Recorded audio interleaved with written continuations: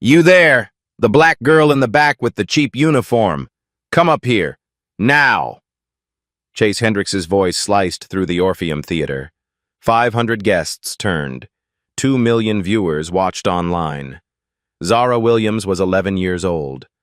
Her hands trembled. I'm sorry, sir. I didn't mean... Save it. He grabbed her shoulder, dragged her into the spotlight. Let's see if you can actually sing or if you're just taking up space. He snapped at his band. Give her higher ground. The impossible note that made me $2 million. He leaned close, microphone off, but hers still on. Fail quietly, kid. The audience held its breath. What she did next didn't just prove him wrong. It ended everything he'd built on lies. 4 hours earlier, Zara had stood in that same theater with her stomach tied in knots. She lived in Compton with her mother and 2 younger brothers in a 2-bedroom apartment where the heater only worked in 1 room. Her mother was a nurse who worked night shifts at County General, sleeping during the day in stolen 3-hour blocks while Zara made mac and cheese for her brothers and helped them with homework. Money was always the question. Can we afford it? Not this month. Maybe next year. Zara had been singing since she was 5, standing in the second row of the New Hope Baptist Church choir every Sunday. By 7, her choir director, Ms. Johnson, had pulled her mother aside after service. Your daughter has perfect pitch, Ms. Johnson had said. 1 in 10,000 people can identify any note just by hearing it. She hears things the rest of us can't. Her mother had smiled, proud but tired. What do we do with that? Berkeley, Juilliard, professional training. Ms. Johnson paused. It costs money we don't have. So Zara sang at church.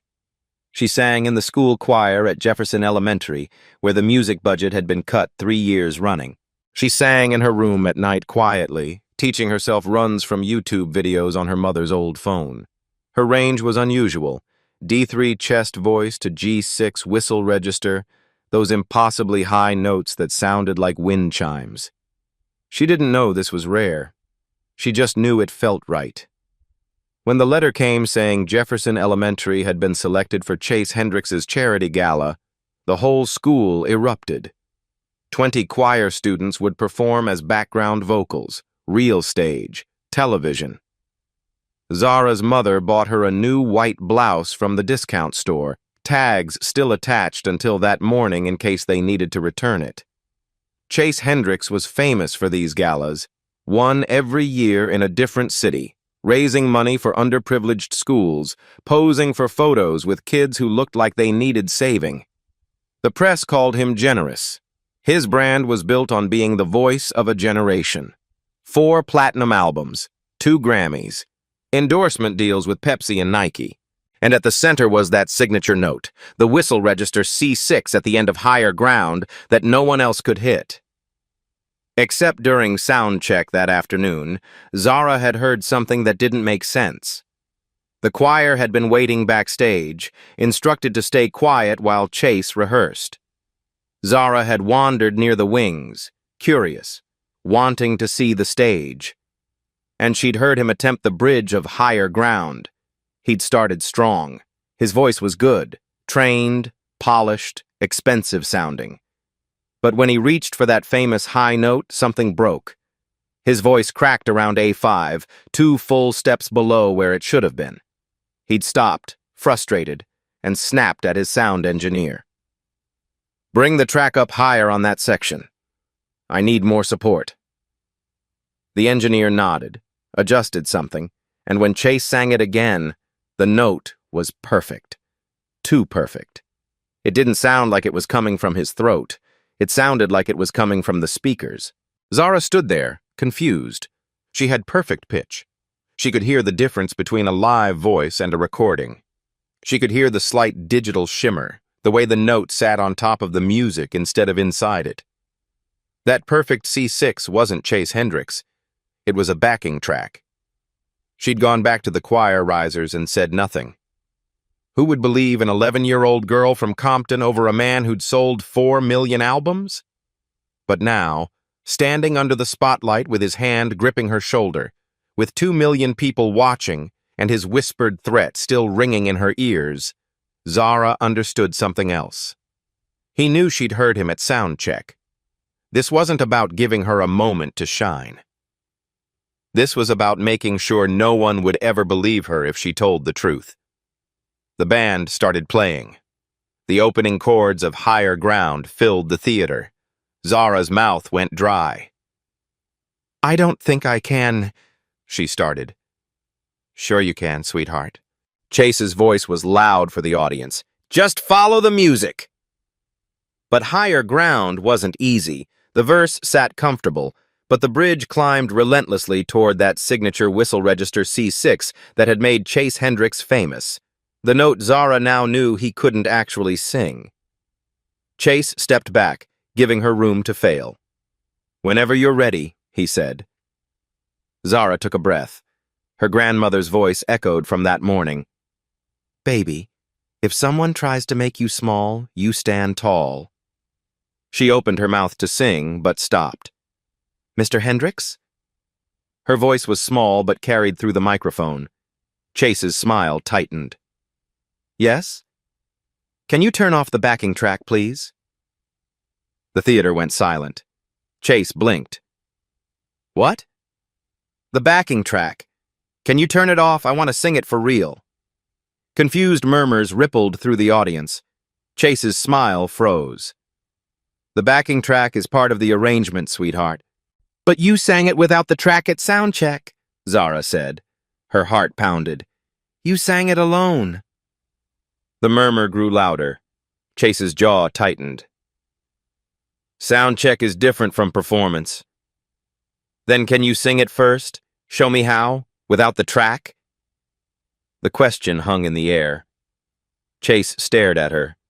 The audience stared. The cameras zoomed in. "Excuse me?" "I want to learn from you," Zara said, her voice still respectful but firm. "Sing it without the backing track so I can hear how you do it." 3 seconds of silence. Then Chase laughed. Sharp. "You want me to audition for you?" "No, sir. I just want to see if you can actually hit the note." The theater erupted. Gasps, scattered laughs. Chase's face flushed red. "Of course I can hit the note. I've been hitting it for 15 years. "Then show me." Chase's mouth opened, closed, his hand flexed. "Fine," he said through his teeth. "You want a demonstration?" He turned to his sound engineer. "Kill the backing track. All of it." The engineer hesitated. "Do it." The engineer pressed a button. The music thinned. Exposed. Chase raised his microphone and began to sing.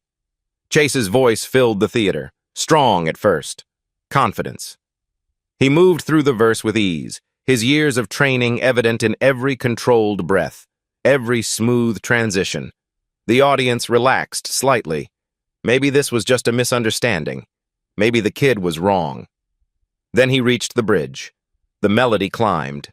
E4, G4, B4. Chase's voice followed, still solid, still controlled. But as the notes pushed higher, something changed. His neck tensed. His shoulders rose slightly, betraying the strain. D5, E5, A5. And then he reached for the C6. His voice cracked. It broke somewhere around A sharp, a full step and a half below the target, the sound splintering like glass. He stopped abruptly, coughed, tried to cover it with a laugh. "Sorry, folks. Dry throat." He smiled, but it didn't reach his eyes. "That's why we use the track, to protect the voice during long shows." But Zara had heard enough, and so had everyone else. "You didn't hit it," she said quietly. Chase turned to her, his smile now a thin line. "I told you my voice is tired." "But on your album, you hit that note 27 times, Zara said. Her voice was growing stronger now, fueled by something she didn't fully understand yet. "I counted. And in every live video online, you hit it perfectly, every single time." The audience shifted. Phones came out. People started looking at each other. "What are you trying to say?" Chase's voice had an edge now, the smooth veneer cracking. I have perfect pitch, Zara said. I can hear frequencies. The note on your album? It's 1046.5 hertz. That's C6. But what you just sang was 932 hertz. That's A-sharp 5. Someone in the audience whispered, Is she right? Chase's face reddened. Listen, little girl. And the voice on the album, Zara continued, her words tumbling out now, unstoppable. It doesn't sound like you. It's a woman's voice. I looked up your album credits. It says, Sophia Mitchell, additional vocals. The theater exploded in whispers. Chase stepped toward her, no longer smiling. You need to stop talking, right now. Why? Zara asked. And for the first time since she'd been dragged onto that stage, she felt something other than fear. Because I'm telling the truth? Because you're 11 years old, and you don't know what you're talking about. I know what I heard at sound check. I know what I'm hearing now. Zara looked out at the audience, at the cameras, at the 2 million people watching. That note isn't yours. You've been lip-syncing it. For 15 years. Chase's hand shot out and grabbed her arm. Not hard enough to hurt, but hard enough to control. We're done here. But before he could pull her off stage, a voice came from the wings. Actually, she's right. Everyone turned. A man stepped into the light, Chase's sound engineer, the one who'd been running the board all night. His face was pale but determined. I've been your engineer for 5 years, Chase. Every single show I've played that backing track. You've never sung that note live, not once. The theater went completely silent. Chase's grip on Zara's arm loosened. He stared at his engineer like the man had just driven a knife into his back. You're fired, Chase whispered. I know, the engineer said. But she's 11 years old, and she's braver than I've been for 5 years. The silence in the theater was absolute. 500 people held their breath. 2 million watched online. Chase Hendricks stood frozen. His sound engineer had just destroyed him in front of the world. This is ridiculous, Chase said, his voice shaking. You're going to believe some kid over me? I have 2 Grammys. I've sold 4 million albums. Then prove her wrong, someone shouted from the audience. Sing the note. Chase's face went from red to white. I just did. No, you didn't. You cracked. We all heard it. The crowd was turning. Chase looked at Zara, standing there in her discount store blouse and something ugly twisted in his chest. Fine, he said. You think you're so smart? You sing it. Right now. No preparation, no warm-up, no second chances. Zara's hands trembled. This was the moment where she either proved herself or became exactly what Chase said she was. Ms. Johnson's voice carried from the choir section. You can do this, baby. Sing like you do at church. Zara closed her eyes, took a breath, felt the air fill her lungs, felt her diaphragm expand, felt every lesson she'd learned in that small Baptist church settle into her bones. She opened her eyes and nodded to the band. They started again. The intro to Higher Ground for the second time that night, but everything was different now. Zara began to sing. Her voice started soft, almost tentative. The first verse was low, comfortable, well within her range. She focused on the words, on the story the song was telling. Some people in the audience exchanged glances. She was good, sure, but nothing special yet. Then she reached the pre-chorus. Her voice opened up, gaining power without losing control. There was something raw and honest in her tone that hadn't been there in Chase's polished performance. She wasn't performing. She was testifying. The verse climbed higher. D5, E5, F5. Her voice followed effortlessly, each note pure and clear, no strain visible. Chase shifted his weight. His jaw tightened. The bridge approached. This was where he'd failed. Zara didn't hesitate. She shifted registers smoothly, moving from chest voice to head voice without a break. G5, A5, B5. The audience sat up straighter, and then she reached for the C6. It came out clean. No crack, no strain, no trick. Just a pure, sustained whistle register note that rang through the theater like a bell. She held it for 4 seconds, and the sound was crystalline. Perfect. Impossible. Someone in the front row gasped, but Zara wasn't done. She took the note higher. D6, E6, F6. Into territory that Chase's backing track had never even attempted. Her face was calm, almost serene, as she explored the upper reaches of her range with the confidence of someone who'd lived there her whole life. Then she brought it back down. F6 to C6 to A5 to F5, each transition seamless, each note a small miracle.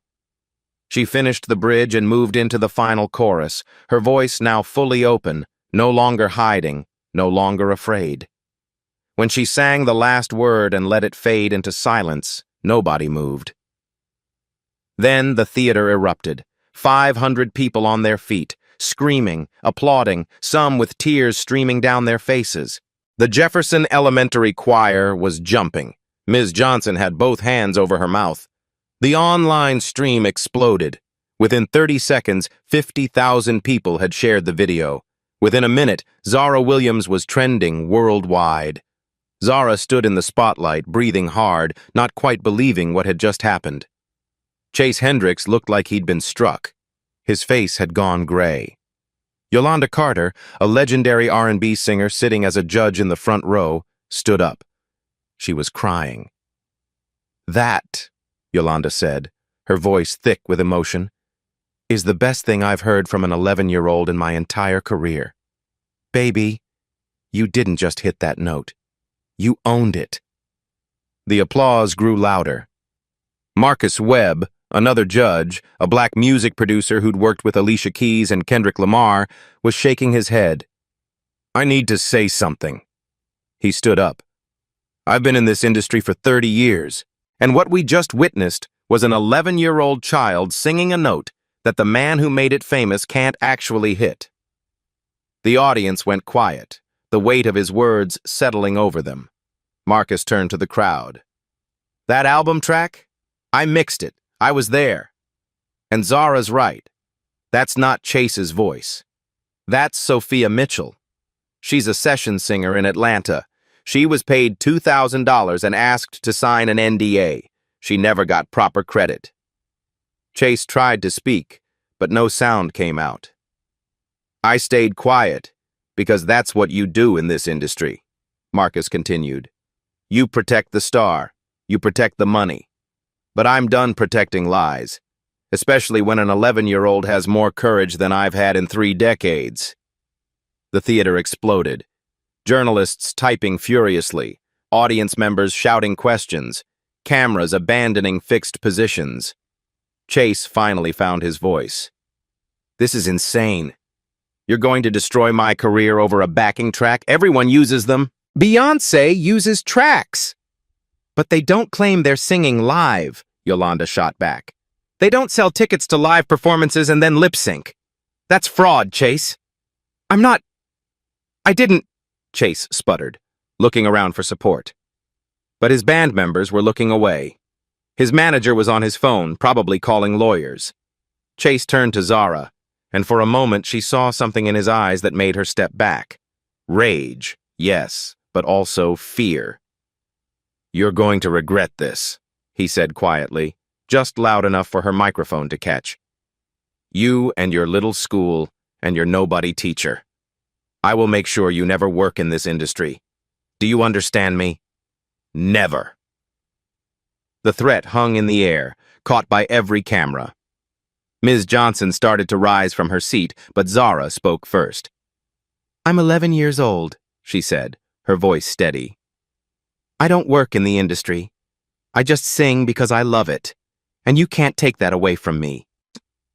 She paused, then added, "But maybe someone should take it away from you." The theater went silent. Then someone started a slow clap, then another. Within seconds, 500 people were applauding, not for Chase Hendricks, but for a child who'd refused to lie. Chase looked around at the cameras, at the ruins of everything he'd built. Then he walked off stage. The moment his foot hit the wings, the theater erupted again. People were on their phones. The live stream chat was moving too fast to read. Someone shouted, "Check Twitter, he's already trending." Not Zara Williams anymore. Chase Hendricks exposed. Chase Hendricks fraud. Chase Hendricks eyes over. Within 5 minutes, his Wikipedia page had been edited. Within 10, major music blogs were posting articles with headlines like, "Famous singer exposed by 11-year-old." Within 15, 3 of his sponsors had issued statements saying they were reviewing their relationship with him. Zara stood on that stage, surrounded by chaos she'd created simply by telling the truth, and felt something she'd never felt before. Not pride, exactly. Not triumph. Just the quiet certainty that she'd done the right thing, even though she had no idea what would come next. The chaos lasted 20 minutes before security cleared the theater. Zara sat backstage in a folding chair, Ms. Johnson's arm around her shoulders, watching adults argue in urgent whispers. Event organizers, Chase's management team, people in expensive suits talking into phones. Nobody was talking to her. Her mother had called 3 times from the hospital, couldn't leave her shift. "Baby, what happened? Are you okay?" Zara didn't know how to answer. What had happened was that she'd destroyed a famous man's career in 3 minutes. Whether she was okay was unclear, and yes, she wanted her mother, but County General was 40 minutes away and her mother couldn't afford to lose this shift. "I'm fine, Mama. Ms. Johnson is here." That had been an hour ago. Now it was nearly midnight. The other choir kids had gone home. The theater was empty except for crew breaking down equipment. Zara was still sitting in that folding chair, waiting. That's when Chase's lawyer arrived. He was a white man in his 50s, wearing a suit that probably cost more than Zara's mother made in 6 months. He carried a leather briefcase and had a smile that didn't reach his eyes. "Miss Williams," he said, pulling up a chair. "I'm Robert Kraft. I represent Mr. Hendricks." Ms. Johnson's arm tightened. "She's 11 years old. If you want to talk to her, her mother needs to be present." "Of course. I'm not here to interrogate anyone. I'm here to resolve this unfortunate misunderstanding." "There's no misunderstanding," Ms. Johnson said. "Your client can't sing the notes he's famous for. That's fraud." Kraft's smile didn't waver. "The music industry is complex. Artists use vocal support, backing tracks, studio enhancement. It's standard. What happened tonight was a young girl making serious accusations without understanding the professional context." "I understand that he lied," Zara said quietly. Kraft turned to her. "No, sweetheart. You misunderstood. And unfortunately, that's caused Mr. Hendricks significant harm. His sponsors are threatening to pull out. His tour dates are in jeopardy. Millions of dollars in damages." The word damages hung like a threat. "Are you threatening to sue an 11-year-old? Ms. Johnson's voice was ice. "Not at all. We're hoping to avoid legal action, which is why I'm here with a solution." He opened his briefcase, pulled out a document. "If Zara signs this, we can all move forward." Ms. Johnson took the paper. Her face grew darker with each line. "This says she made false accusations, that she apologizes, that she was seeking attention." "It's a mutual agreement," Kraft said. "In exchange, Mr. Hendricks will not pursue legal action. And as goodwill, he'll personally fund a music scholarship for Zara. $50,000, full ride to any program she wants." Zara's breath caught. $50,000. That was Berkeley. That was Juilliard. That was everything she'd dreamed of. "And if she doesn't sign?" Ms. Johnson asked. Kraft's smile faded. Then Mr. Hendricks will pursue defamation charges against Zara, against Jefferson Elementary, against you, Ms. Johnson, for failing to supervise." He paused. "The school district has been notified that Mr. Hendricks's donation, $500,000 for your music program, is now in jeopardy." Ms. Johnson's hand trembled on Zara's shoulder.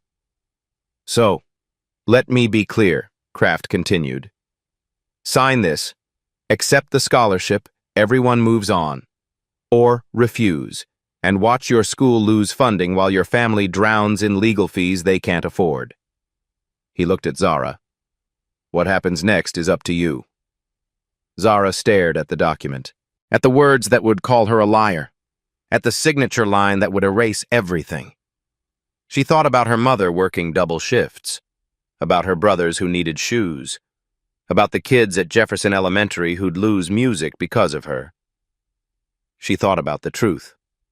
"No," she said. Kraft blinked. "Excuse me?" "I'm not signing that. I didn't lie, he did. And I'm not going to say I lied just because he's rich and I'm not." "Young lady, I don't think you understand the consequences." "I understand you're trying to scare me." Zara stood up. Even at less than 5 feet tall, even with shaking hands, she looked him in the eye. "Sue me if you want, but I'm not signing that paper." Kraft's face hardened. "Then we'll see you in court." He gathered his briefcase. At the door, he turned back. "By tomorrow morning, there will be stories about you, about your family, private things, painful things. And when it gets bad, and it will, remember you chose this." Nick. Then he was gone. Ms. Johnson pulled Zara close. "Baby, are you sure that scholarship—" "I don't want his money," Zara whispered. But as they walked into the cold Los Angeles night, Zara couldn't stop shaking. She'd just refused $50,000 and threatened her school's funding. She'd made an enemy of one of the most powerful men in music. And she had no idea if telling the truth had been worth what it was about to cost. Zara woke up to her phone buzzing like angry bees. 6 in the morning, 3 hours of sleep. Her mother sat at their tiny kitchen table with her laptop open, face pale. "Mama? Baby, don't go online today. Don't look at—" But Zara had already picked up her phone. The screen was full of notifications. Thousands. She opened Twitter. The first thing she saw was a photo of their apartment building. The peeling paint visible, the broken security gate, trash bins overflowing. The caption, "This is where Zara Williams lives. While she accuses Chase Hendricks of fraud, she's clearly desperate for a way out of poverty." Her hands went numb. The next post was her mother's work schedule, somehow obtained. Her mother barely makes $30,000 a year. Of course, the daughter is looking for a payday. Then photos from school yearbooks.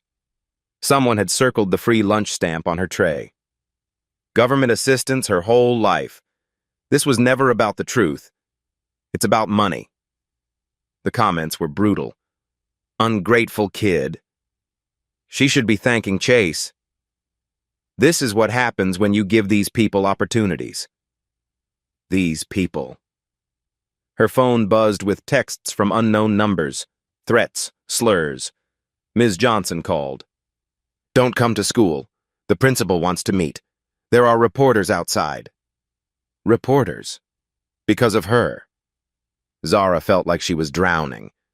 But then, at 7:15 a.m., something changed. A woman named Sophia Mitchell posted a video. She was in her 30s, black, sitting in a recording studio with gold records behind her. "My name is Sophia Mitchell. I'm a session singer. And I'm the voice Chase Hendricks has been selling as his own for 15 years. Zara's mother grabbed her hand. "That little girl told the truth last night. I sang the whistle register notes on Higher Ground and 4 other songs. I was paid $2,000 per song and asked to sign an NDA. Sophia held up a document. "This is my contract. This is proof.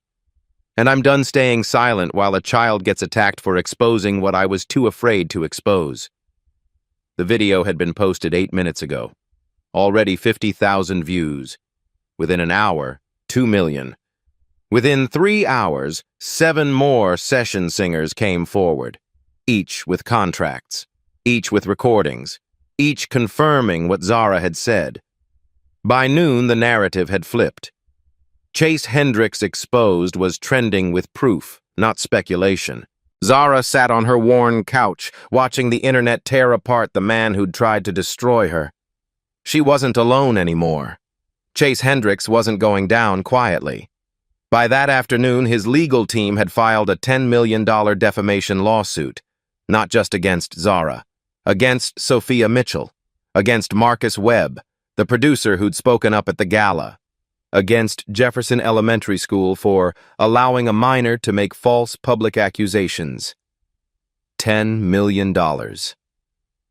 Zara's mother stared at the legal document that had been hand-delivered to their apartment at 3 p.m. Her hands shook so badly she could barely hold the paper. "We don't have money for a lawyer," she whispered. "We don't have money for anything." The lawsuit was strategic, designed not to win, but to terrify. Chase's team knew that even if they lost, the legal fees alone would bankrupt everyone involved. It was a weapon, and they were wielding it with precision. But the counterattack went deeper than lawsuits. By 4 p.m., gossip sites were running coordinated stories. Sources close to the Williams family claimed that Zara's mother had pushed her daughter to confront Chase, that the whole thing had been planned to extort money. One article included quotes from former neighbors saying the family was known for playing victim and looking for handouts. None of it was true. All of it was published. By 5 p.m., Zara's school was under siege. Not just reporters now, but angry Chase Hendricks fans, teenagers and adults standing outside Jefferson Elementary with signs. Liars. Frauds. Leave Chase alone. The principal called an emergency meeting. Zara and her mother sat across from him in his office, and he looked like he'd aged 10 years overnight. "I'm sorry," he said, "but the school board is considering suspending Zara pending investigation." "Investigation of what?" Zara's mother demanded. "She told the truth. You saw the video. Everyone saw it. The board is concerned about the attention, the threats. We've had to increase security. Parents are calling, worried about their children's safety." He rubbed his face. "And Chase Hendricks's lawyers are threatening to sue the district for negligence. They're saying we failed to supervise Zara, that we allowed her to defame their client on school time." "She wasn't on school time," Ms. Johnson interjected from the corner where she'd been standing. "She was at an evening event." "It was a school-sanctioned event," the principal said. "The choir was there representing Jefferson Elementary, which means legally we're liable." Zara felt her chest tighten. "So I'm being suspended because I told the truth?" "You're being suspended because the school can't afford to fight a lawsuit from Chase Hendricks's legal team." The principal's voice was heavy with regret, but the words still landed like stones. "I'm sorry, Zara. I truly am. But the board meets tomorrow, and I don't think I can protect you." They left the school through a back entrance to avoid the cameras. At home, the apartment phone wouldn't stop ringing. Reporters, threats. Someone claiming to be from Child Protective Services saying they'd received reports that Zara's mother was exploiting her child. It was fake. CPS didn't work like that, but it was effective. Every call was a small knife. Zara's brothers were scared. They didn't understand why angry people were outside their building, why their sister was on TV, why everything felt like it was falling apart. That night, Zara's mother sat on the edge of her bed. Her eyes were red from crying. "Baby, I need to ask you something." Her voice was barely above a whisper. "If you could take it back, would you?" Zara thought about the question. About the $50,000 scholarship she'd refused, about the reporters outside their building, about her school suspending her, about the threats and the lies and the $10 million lawsuit that could destroy their lives. "No," she said finally. "I wouldn't take it back." Her mother closed her eyes, and a tear slid down her cheek. "Then we fight. I don't know how, but we fight." But fighting seemed impossible when the enemy had unlimited money and unlimited reach. At midnight, Zara lay awake in the bed she shared with her brothers, listening to them breathe in their sleep. She thought about Chase Hendricks in his mansion somewhere in the Hollywood Hills, probably sleeping peacefully, protected by lawyers and money and the knowledge that the system was built to protect people like him. She thought about how easy it would be to give up, to sign the paper his lawyer had offered, to say she was sorry for telling the truth. And then she thought about Sophia Mitchell, who'd been silent for 15 years before finding the courage to speak. About Marcus Webb, who'd stayed quiet for 3 decades before standing up. About the 7 other session singers who'd come forward, risking their own careers. They'd all been afraid. But they'd spoken anyway. Because someone had to. Even if that someone was just an 11-year-old girl who refused to lie. Zara closed her eyes and tried to sleep, knowing tomorrow would be worse. Not knowing that tomorrow would bring something she never expected. Help. The knock came at 7 in the morning. Zara's mother answered cautiously, expecting reporters. Instead, she found a woman in her 40s, professionally dressed, carrying a briefcase. "Mrs. Williams, my name is Diana Carter. I'm an entertainment attorney. I'd like to represent your daughter, pro bono."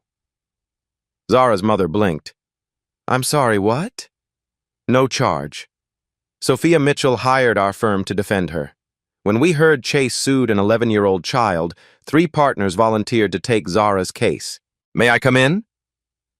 Within an hour, their kitchen table was covered with documents. Diana worked quickly, pen moving across legal pads. "Chase's lawsuit is garbage," she said bluntly.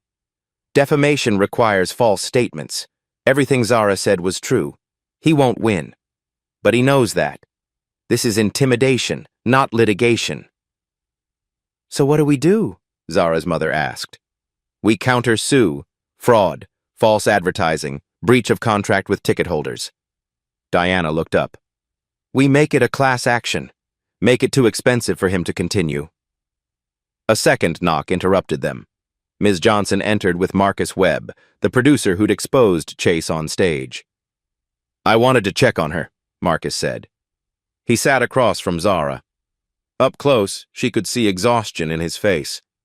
Chase's lawyers had gone after him too. "I've been in this industry 30 years, Marcus said. "I've watched powerful people crush careers. But I've also watched movements start." He pulled out his phone. "Look at this." And believe Zara was trending, exploding.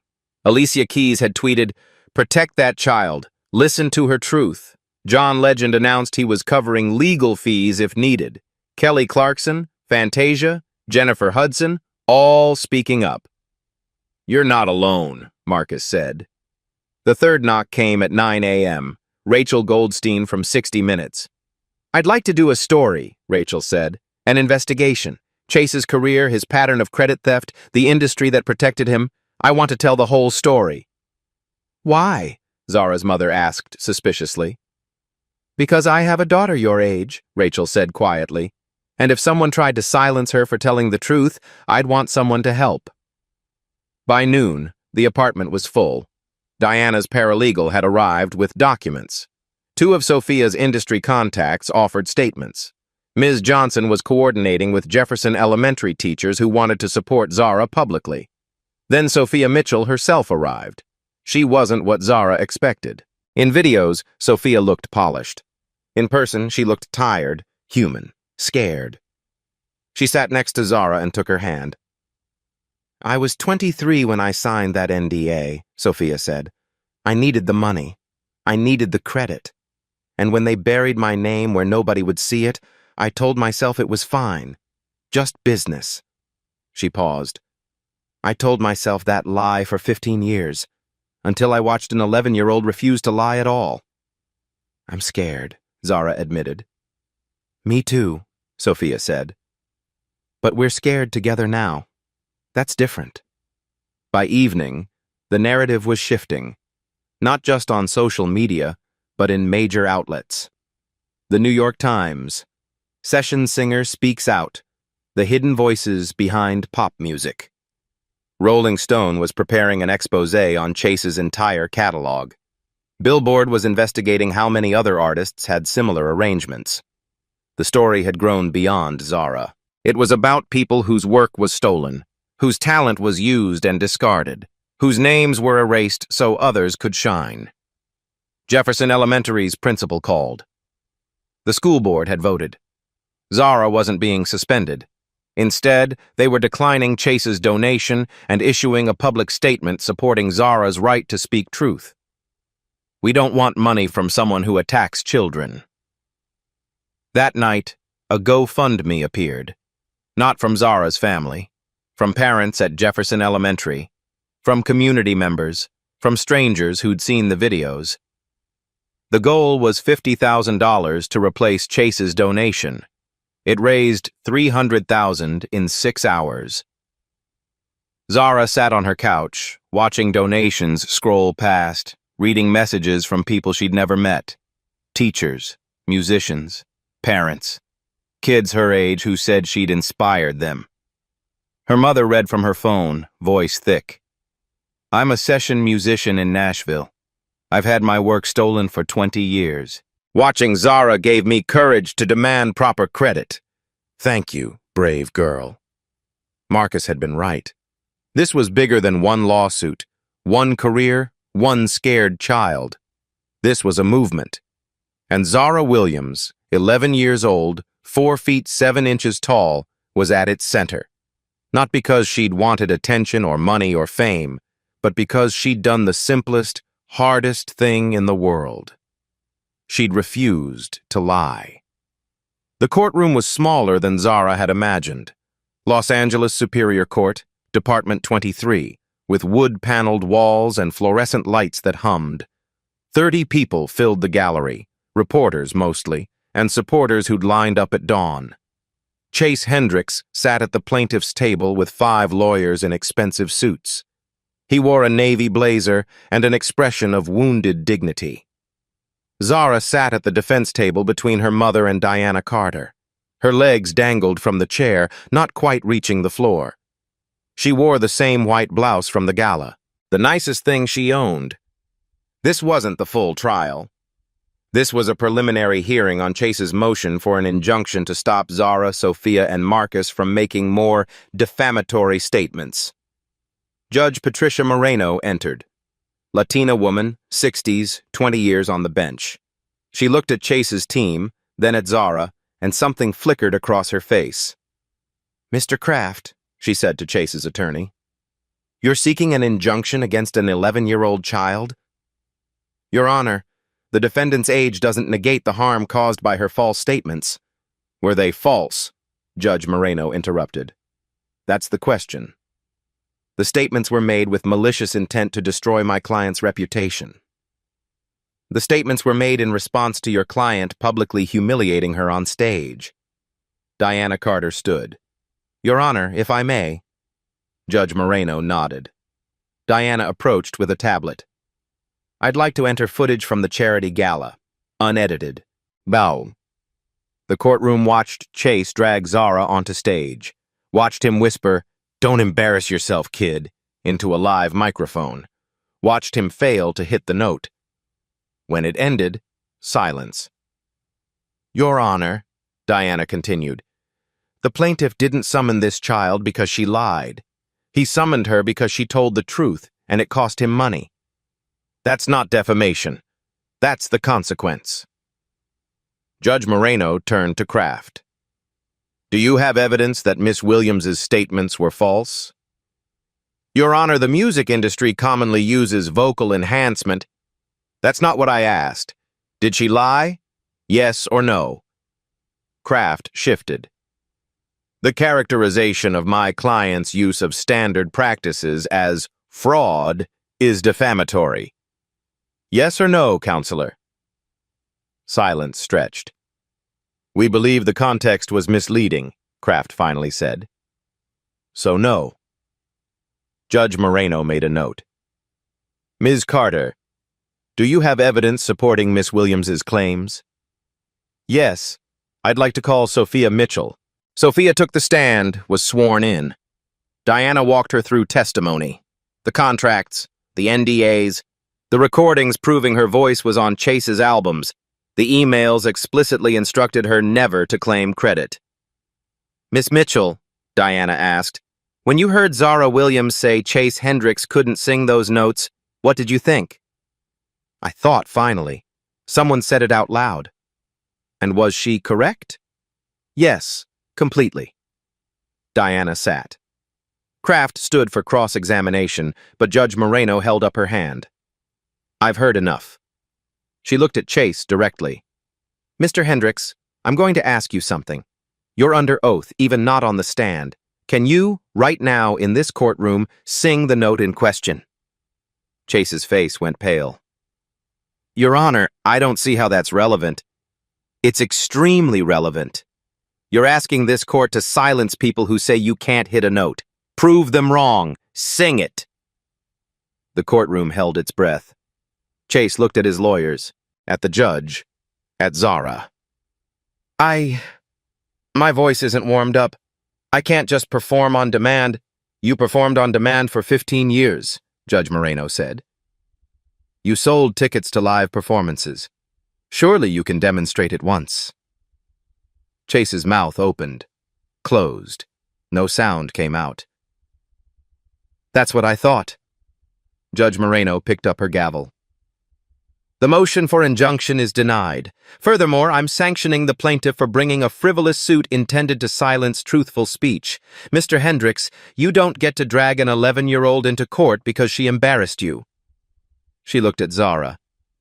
Miss Williams, you're free to continue telling your story. That's called the First Amendment. It protects truth, even when truth is inconvenient. The gavel came down. The gallery erupted. Reporters rushed for exits. Camera flashes went off. Chase Hendricks sat frozen, his lawyers already packing briefcases. Zara felt her mother's arms around her, felt Ms. Johnson's hand on her shoulder, heard Sophia crying with relief. Outside the courtroom, Rachel Goldstein waited with her 60 Minutes crew. Zara, how do you feel? I feel like I can breathe again. That night, the 60 Minutes episode aired. 18 million people watched Rachel's investigation. They saw contracts with session singers. They saw frequency analysis proving the voice wasn't Chase's. They saw musicians who'd been silenced by NDAs. They saw Chase, defensive and angry, claiming victim status. They saw him refuse to sing the note when Rachel asked. And they saw Zara, 11 years old, in her small apartment, explaining what perfect pitch was, how she'd known, why she'd spoken. I wasn't trying to hurt him, she said to the camera. I was just telling the truth. I didn't know the truth could be so dangerous. By credits, Chase's remaining sponsors had withdrawn. His label dropped him. Vegas residency canceled. The Grammy committee announced they were reviewing his awards. His career, built on stolen voices and protected lies, was over. Ended by a child who'd simply refused to stay quiet. 3 months later, Chase Hendricks filed for bankruptcy. The class action lawsuit settled. 15,000 ticket holders received refunds totaling $23 million. His mansion went up for sale. His car collection, recording studio, music rights, all liquidated to pay debts. Both Grammy Awards were officially revoked. The Recording Academy cited fraudulent representation of vocal performance. First time in Grammy history. Chase attempted a comeback tour 6 months later. Unplugged and unfiltered, promising everything live, complete transparency. 8 dates in small venues. He sold 11% of tickets. The reviews were brutal. Hendrix's voice, exposed without studio magic, reveals an unremarkable tenor with limited range. The Emperor has no clothes. After the 3rd show, he canceled the rest. Last anyone heard, he was teaching music business at an online for-profit college, making promotional videos nobody watched. But this story isn't about Chase's fall. It's about what rose. Zara Williams received 5 major label offers. Her mother declined them all.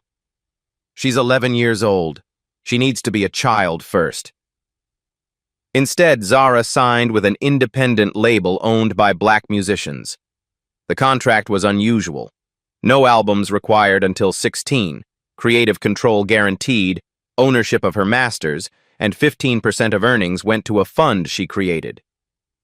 Unbreakable Voices. The fund provided scholarships for young singers from underprivileged backgrounds, free vocal training, music theory, and legal education about contracts and rights. 50 scholarships the first year, 200 by year 3. Zara recorded one single, My Own Voice.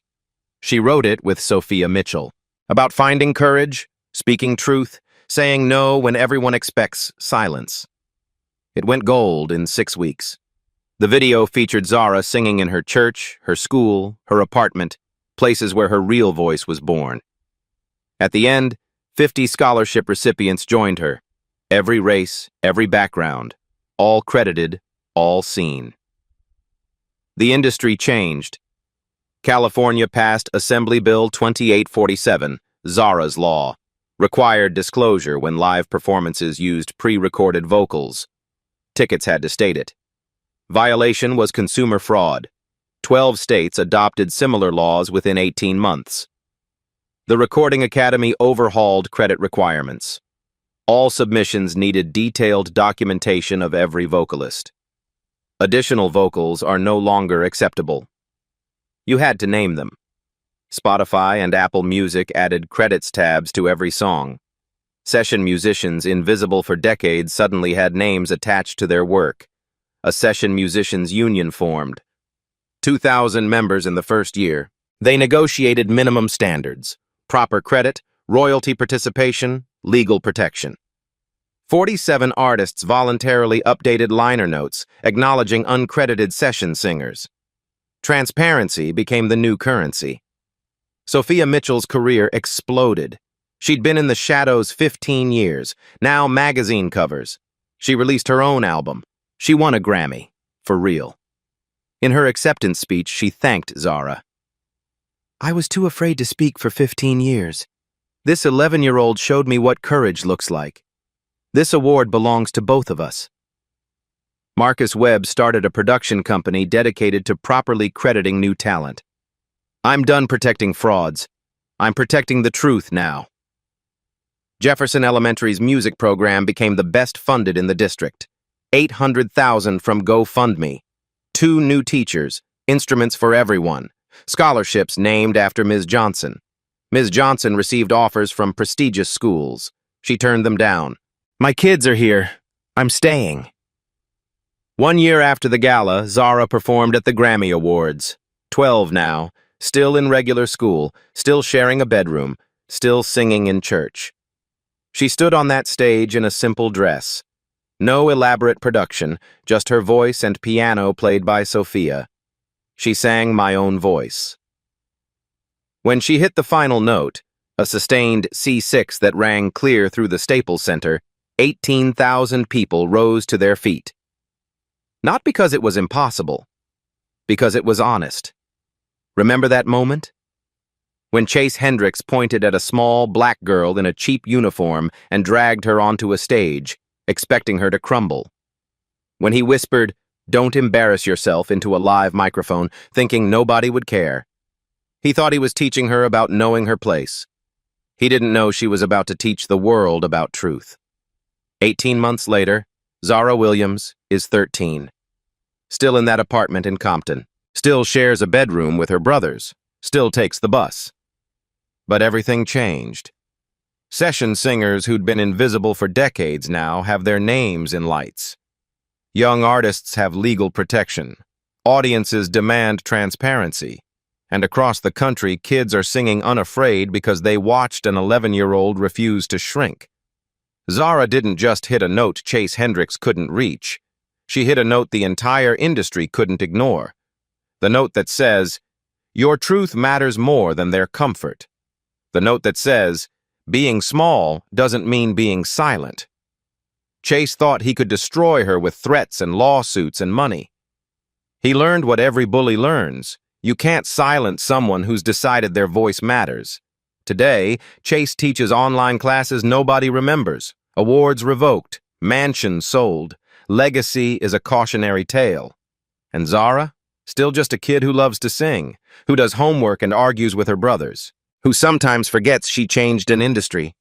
That's real courage. It doesn't need an announcement or spotlight or millions of dollars. Sometimes it sounds like a 12-year-old saying no when everyone expects her to fold. So here's the question. If you were there, would you have stood up for Zara when lawyers came? When threats started? When everyone said stay quiet? Or would you have stayed seated, relieved it wasn't you? Drop your honest answer below. We all think we'd be heroes, but courage is harder than we imagine. And if you've ever been told to stay small, to know your place, to accept the lie, share your story. Zara's voice was just the beginning. Yours matters too. Go back to minute 14. Watch Chase's lawyer realize he's losing. Watch his face when the judge asks Chase to sing. There's a micro-expression, pure panic, 0.8 seconds. Once you see it, you can't unsee it. If this story reminded you why truth matters, share it. If it made you think about your own voice, subscribe. The world doesn't need more people who stay silent to stay safe. It needs more Zaras. Maybe that's you.